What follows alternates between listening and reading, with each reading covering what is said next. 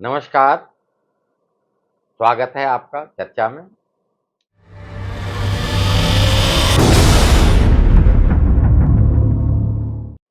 आज हमारे साथ हमारे मित्र भोगेंद्र पाठक जी। बहुत समय से राजनीति में जो चल रहा है, बिहार में जो चल रहा है, कयास लगाए जा रहे थे, बहुत सारी चीजें सामने आ रही थी। जैसे जैसे समय गुजरता गया, लोगों की जिज्ञासा बढ़ती जाती है कि बिहार की राजनीति में हो क्या रहा है। और पाठक जी वहीं से संबंध रखते हैं और बड़ी बारीकी से जो राजनीतिक घटनाएं हैं उन सब का विवेचन करते हैं। तो मैं जानना चाहूंगा पाठक जी से कि बिहार की राजनीति में जो चल रहा है, ये क्यों चल रहा है, इसके पीछे कारण क्या हैं और इसका अंत क्या होगा। धन्यवाद उपाध्याय जी। सबसे बड़ी बात तो यह है कि चर्चा में आपने कुछ चर्चा करने का मौका दिया है। बहुत बहुत साधुवाद। अब ये देखिए, एक बहुत पुरानी कहावत है, चौबे गए छब्बे बनने दुब्बे बन के आए। कई बार ऐसा होता है कि हम बिना किसी बड़े आधार के जब लंबी छलांग या ऐसी छलांग जो हमारी शक्ति के बाहर की होती है वो लगाते हैं तो औंधे मुंह गिरते हैं, या यूं कहें कि तब हम आगे न बढ़ के पीछे हो जाते हैं। देखिए, बिहार की जो स्थिति है, दुर्भाग्य है कि भारत का जो संविधान बना उसके पहले कार्यकारी अध्यक्ष बने बिहार के ही डॉक्टर सच्चिदानंद सिन्हा। उसके बाद संविधान सभा के जो संविधान बनना था उसके जो अध्यक्ष बने उस प्रारूप कमेटी के, तो बाद में अम्बेडकर बने, डॉक्टर राजेंद्र प्रसाद। आप संविधान में देखें, जितने जितने चित्र बने हुए हैं वो एक बिहारी ने ही बनाया था, नंदलाल बोस ने। तो भारत के संविधान में, भारत में जो बिहार का योगदान है, आप देखें सबसे बड़े सम्राट जो हुए वो बिहार में ही हुए, मगध साम्राज्य के हुए। माँ सीता की जन्मभूमि बिहार, भगवान बुद्ध का को जहाँ पर ज्ञान की प्राप्ति हुई वो जगह बिहार, महावीर जो तीर्थंकर हुए जैन धर्म के वो बिहार, और गुरु गोविंद सिंह बिहार के। लेकिन बिहार की स्थिति देखें तो 90 के बाद तो आरजेडी और लालू जी, उनका परिवार, या नीतीश कुमार, बीच में थोड़े समय के लिए हम पार्टी के अध्यक्ष आ गए थे। लेकिन उसके पहले डॉक्टर जगन्नाथ मिश्रा थे। बिहार का जो विकास होना चाहिए हुआ नहीं। बिहार में राजनीति चलती रही लेकिन राजकाज ठीक से नहीं चला। अभी देखिए, नहीं तो ऐसी नीतीश नौबत। कुमार जी, हाँ, ऐसा क्यों होता है? देखिए, जब कोई कमजोर व्यक्ति जो राजनीतिक हैसियत की वजह से या जनता की पसंद की वजह से कहें, या जो मतदान की व्यवस्था है, प्रजातंत्र की व्यवस्था है, उसमें जब कोई कमजोर व्यक्ति शीर्ष पे बैठ जाता है, सत्ता का नेतृत्व करने लगता है, तो वो हमेशा ये चाहता है कि मेरी कमजोरी लोगों के सामने न आए और मैं सत्ता पे बना रहूं। आप ये देखें कि वहां जो हैसियत है बड़ी, वो किसकी है? वो है आरजेडी की और बीजेपी की। सबसे छोटा दल है जेडीयू, और जेडीयू के मुख्यमंत्री हैं, और हमेशा वो जो मजबूत दल रहे हैं उनको पीछे करके स्वयं मुख्यमंत्री बन जाते हैं। देखिए, इसमें क्या होता है, एक तो विश्वास की राजनीति नहीं होती है ना, हमेशा एक दूसरे पर अविश्वास पैदा होता है। जो भरोसा करता है उसका भरोसा भी टूटता है, और टूटता रहा है, चाहे वो आरजेडी का टूटे या बीजेपी का टूटे। अब ये देखें कि आरजेडी और बीजेपी दोनों नीतीश कुमार जी का समर्थन क्यों ये दोनों दल करते हैं? इसलिए करते हैं कि संस्कृत में एक नीति श्लोक है, सर्वनाशे समुत्पन्ने अर्ध त्यजति स्वपंडिता। नहीं, इसके जहां पे पीछे। सर्वनाश हो रहा है, सरकार बन नहीं सकती अपनी, वहां चलो आधा त्याग कर भी आधा जो ले ले, ग्रहण कर ले, वही बुद्धिमान है। तो आरजेडी ने भी सोचा कि चलो नीतीश को ही मुख्यमंत्री बना देते हैं, अपनी सत्ता तो रहेगी। और बीजेपी भी ने भी यही सोचा कि चलो एक अच्छी राजनीति चले, बिहार का विकास हो, लेकिन बिहार का विकास नहीं हो पाया। अब नीतीश कुमार और कमजोर होते जा रहे हैं।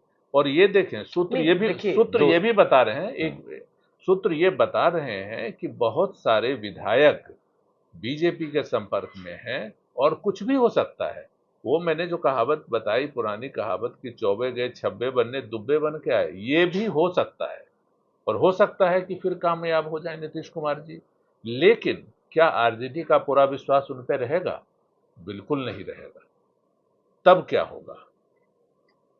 नहीं देखिए, ऐसा नहीं है कि परिस्थितियां एक साथ बदली और जैसा था कि ठीक है संख्या बल कम था, तब भी बीजेपी ने उन्हें मुख्यमंत्री बनाया। उसके पीछे भी बहुत सारे कारण थे। लेकिन जो हम देख रहे हैं कि पिछले समय से कुछ घटनाक्रम इस तरह घटे, चाहे आरसीपी सिंह का मामला हो या फिर जिस तरीके से चिराग पासवान का सामने आना हो। और देखिए वही चिराग पासवान हैं जिन्होंने इलेक्शन के दरमियान बीजेपी को पूरा सपोर्ट किया और जेडीयू को डेंट किया था। और अभी अभी आप देखेंगे कि महाराष्ट्र में उस तरह की घटना घटी है, तो कोई भी व्यक्ति अपने हाथ से सत्ता इस तरीके से तो देखिए, जाने नहीं एक देगा। लोग कहते हैं कि बीजेपी ने चिराग पासवान को बढ़ावा दिया, लेकिन आप ये देखें, बीजेपी जैसी बड़ी पार्टी अगर चिराग पासवान को पूरा समर्थन देती दिल से, तो क्या उसका हाल वो होता, हश्र वो होता चुनाव का? ऐसा नहीं है। दरअसल आत्ममुग्ध हो गए थे चिराग पासवान। उनको अंदाजा नहीं था कि रामविलास पासवान जी के बाद उनकी हैसियत क्या है और उनके घर के लोग ही क्या सोच रहे हैं। तो मुक्तता में उन्होंने सब कुछ नष्ट कर दिया। अब देखिए, बीजेपी से हमने चर्चा की कि नीतीश कुमार जी का की जो छवि थी शुरू में, वो थी सुशासन सुशासन बाबू बाबू। की। हम्म। क्या अभी वो है? हम्म। क्या जनता अभी मानती है ये बात? नहीं मानती है। बार बार विश्वासघात आत्मघात से कम नहीं होता है ना। और ये हो रहा है नीतीश कुमार जी के साथ। दीपक जब बुझने वाला होता है तो रोशनी ज्यादा हो जाती है। कहीं ऐसा तो नहीं है, या कभी कभी डूबता हुआ व्यक्ति भी बाहर निकल जाता है, तिनके का सहारा लेकर भी निकल जाता है, वो स्थिति है। अब हमें क्या लगता करेंगे, है, तो हाँ, आपको क्या लगता है क्या करेंगे नीतीश कुमार अब? नीतीश कुमार जी की जो विधायकों पे पकड़ है, सूत्र बताते हैं कि वो कमजोर होती जा रही है और आरजेडी भी टूट की कगार पे है।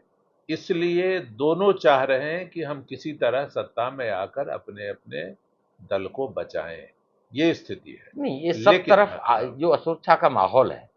देखिए नीतीश भी इस उसमें घबराहट में है कि भी मेरे विधायक न टूट जाए। आरजेडी अपने उसमें है कि भी मेरे विधायक कहीं न टूट जाए। ये परिस्थितियां और उत्पन्न क्यों होती ये हैं? देखें ना, नीतीश कुमार जी के बाद कौन हम्म। जेडीयू में? किसी की ऐसी छवि है जो जेडीयू को सशक्त रख सके? नहीं है। और कब तक नीतीश जी चलेंगे? 2025, 2026, समापन काल तो आ ही गया है। 2005 से है बिहार में। जितना विकास होना चाहिए उतना विकास नहीं हुआ और कुछ क्षेत्रों में तो काफी ह्रास हुआ है ना। बिना अच्छी सोच के, बिना दिन रात लगे, बिना उद्यम किए, बिना बड़ी सोच के बड़ा जादू नहीं होता। और ये स्थिति अब क्यों बदलना चाह रहे हैं? अब जो विश्वासघात हो रहा है या घात हो रहा है या प्रतिघात हो रहा है, जो भी हो रहा है उसके पीछे यही है कि नीतीश जी को ये लग रहा है कि कहीं उनका दल ही खत्म न हो जाए, जैसे उद्धव जी का हुआ, शिवसेना का हुआ। अब क्या विकल्प बचते हैं नीतीश के पास, जहां भी आप देख रहे हैं शिवसेना का जिस तरीके से एक खेल हुआ, मैं खेल ही कहूँगा, और उद्धव जी को मुख्यमंत्री का पद छोड़ना पड़ा। तो अब आप भविष्य क्या देखते हैं नीतीश कुमार का, कि एक आगे अगर राजनीति करेंगे तो वो किसके साथ जाएंगे? बहुत ही पुरानी कहावत है, अति सर्वत्र वर्जयेत। Excess of everything is bad.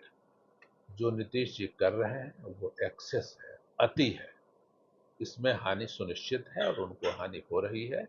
RCP Singh के साथ जो हुआ, मैं ये नहीं कहता कि आरसीपी सिंह ने नीतीश कुमार जी के साथ सब कुछ अच्छा ही किया होगा, कहीं ना कोई अविश्वास की का कोई कारण तो देखिए रहा ही उसके होगा। बारे में तो देखिए वो लेकिन साफ कहते हैं कि भाई हाँ, उनका मन बीजेपी के साथ था, तन जरूर जेडीयू लेकिन के ये साथ था। देखें कि नीतीश तो कुमार जी को बीजेपी इसलिए बनाए रखना चाहती है कि उसको राष्ट्र की राजनीति करनी है। और नहीं देखिए, तो उसके लेकिन पीछे तो बड़ा बीजेपी, हाँ, क्लियर है लेकिन बीजेपी पाठक जी, सतर्क है बिल्कुल। ये वो बड़ा क्लियर है कि बीजेपी नहीं चाहती कि भी 2024 में किसी भी किसी भी राज्य में जहां वर्तमान परिस्थितियों में मान लीजिए वहां 10 सीट है या 15 सीट हैं तो वो कम हो, तो वो 2024 को कैलकुलेट करके बीजेपी हमेशा सभी प्रदेशों में अपनी एक रणनीति बना रही है।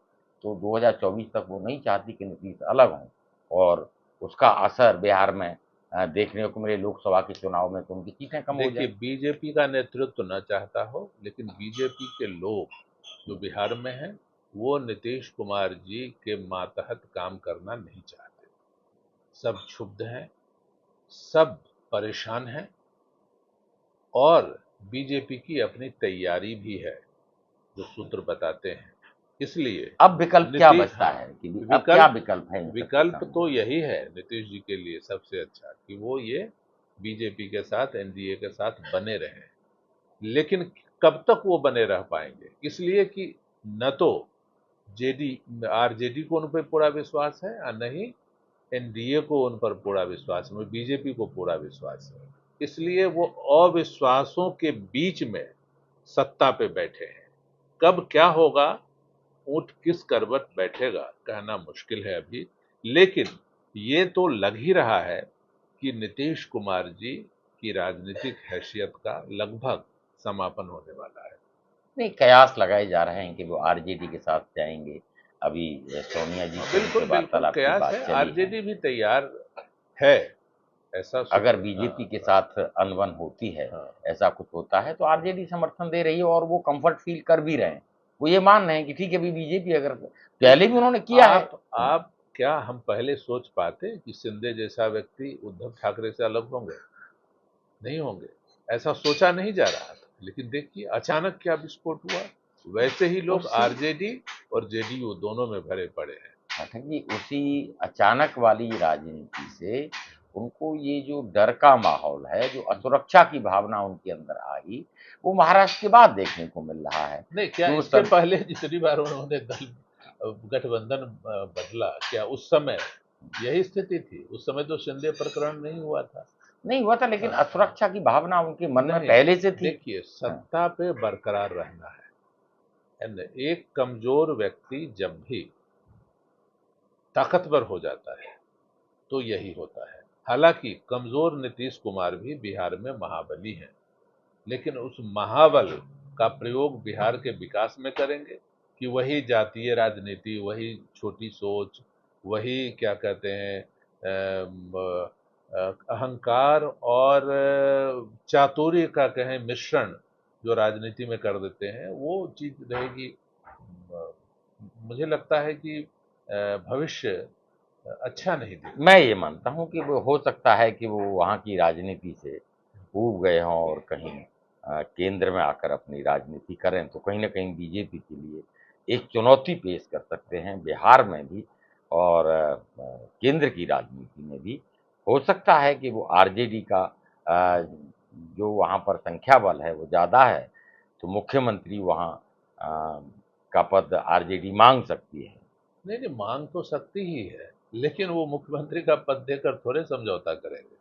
वो तो सारा सब कुछ कर रहे हैं 2005 से केवल मुख्यमंत्री बने रहने के लिए। जितनी वो सक्रियता उनकी इसमें रही है कि कमजोर से कमजोर होकर भी विधायक शक्ति की बात मैं कर मतलब रहा आप हूँ। ये हाँ, मानते हैं कि भई तो अब उसमें तो राजनीति में हाँ, हाँ, देखिए नीतीश का पद, हाँ, भविष्य नहीं, मैं, कोई हाँ, हमें ऐसा लगता है अंधकार कि में न नज़र तो आरजेडी को उन पर पूरा विश्वास है और न ही बीजेपी को। दो अविश्वासों के बीच में वो देखिए, अभी सक्षम बने हुए हैं। प्रश्न यही हाँ, उठता है कि बीजेपी को भी विश्वास नहीं है, वो भी मुख्यमंत्री चेहरा हम्म, कोई दूसरा न करके उनको ही आगे करते हैं। आरजेडी को विश्वास नहीं है, लेकिन आरजेडी भी उस बात के लिए तैयार है इसलिए कि मुख्यमंत्री नीतीश कुमार ही रहे। अर्ध त्यजति सौ पंडिता, जो आधा त्याग कर भी आधा ग्रहण कर ले वही बुद्धिमान देखिए, है। कुछ न कुछ तो मैं मानता हूं कि नीतीश के अंदर एक कौशल है कि वो विषम परिस्थितियों में अपने आप को प्रूव करते हैं। कौशल यही है कि आरजेडी और बीजेपी मिल नहीं सकते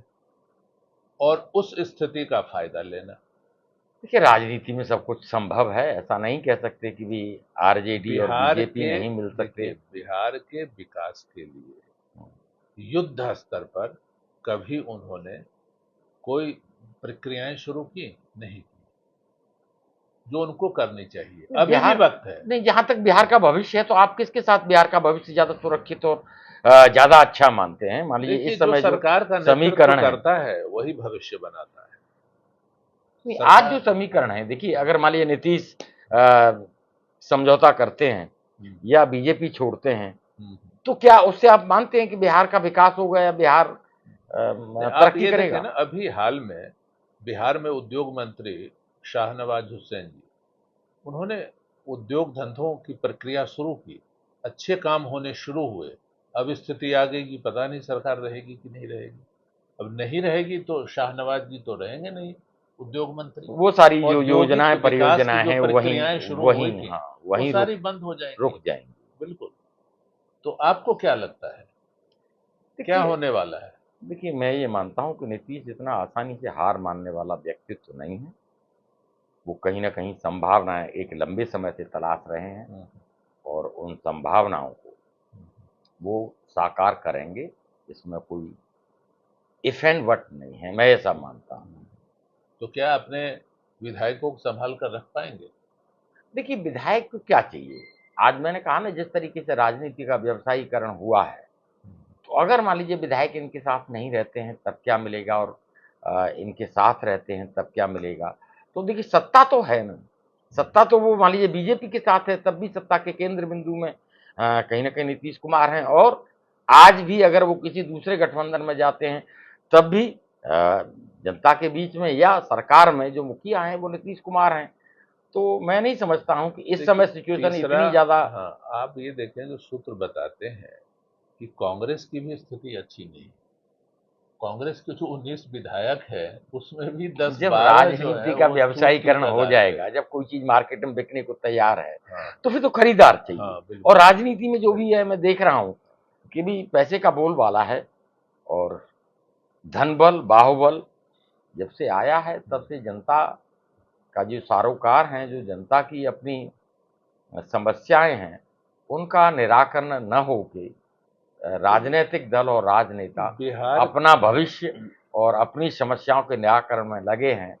लेकिन ये सब मैं समझता हूँ न जनता के हित में है, न प्रदेश के हित में है। अगर ईमानदारी से जब जनता चुनती है, आपको वोट करती है और एक मुकाम तक पहुंचाती है, तो राजनेताओं का भी दायित्व बनता है कि वो जनता की जो समस्या है उनका निराकरण करें और उसका जीवन स्तर ऊंचा उठे। जनता मांगती क्या है? नहीं, ये सब कुछ करने की क्षमता नीतीश कुमार जी में है, लेकिन वो कर नहीं पा रहे, कर नहीं पाए। क्यों? इसलिए देखिए, मैं ऐसा नहीं मानता हूँ। क्षमता किसी की मोहताज नहीं होती है। अगर काम करने की क्षमता किसी में है तो विपक्ष में रहकर भी कर सकता है। ये सिर्फ बहानेबाजी है, मैं ऐसा नहीं मानता हूँ। और जनता भी देखिए इन सब चीज़ों को बारीकी से नज़र रखती है, जो भी घटनाक्रम घटते हैं, और समय आने पर जो अविश्वास वाली बात आपने कही, देखिए वो दिख गया था देखिए जब हाँ, विधानसभा के चुनाव हुए, तो जनता ने उन्हें ज़्यादा पसंद नहीं किया और उनका संख्या बल और सीट बल कम हुआ।